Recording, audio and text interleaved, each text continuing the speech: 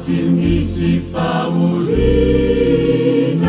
zay natolotra hoanao, ka nitarika kivina satria efa zakanao,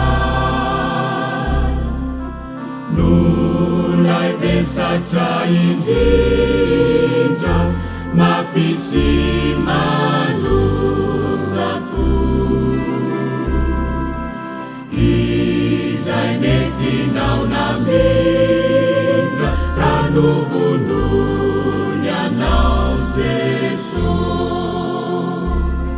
Mifaniriam-panahy iaraka aminao, hamelonao say iasa hoanao, nifamonjena soa zay nomenao ny ray no antony fiainanao.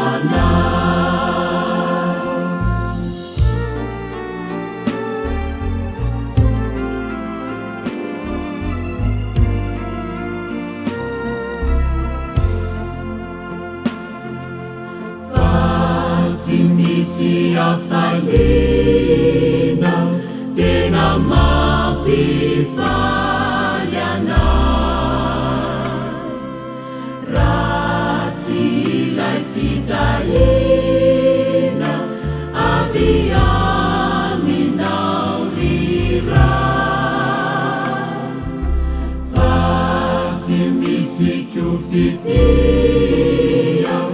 ahasambatra anay, ratsy anao itompotia no mitoetra anatinao.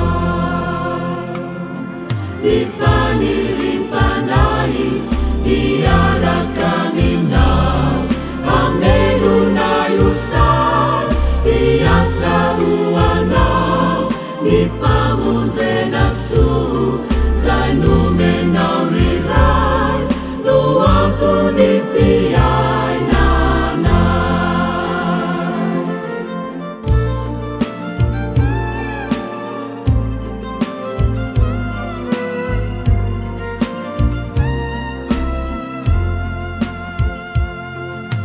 Ny fisainanay zay kely tsy matakatry indraindray, fa ianao irery no toky ankinanao, ny finona miniva tsy masedra sarotra, ampijoroitsy anay ho finona matotra.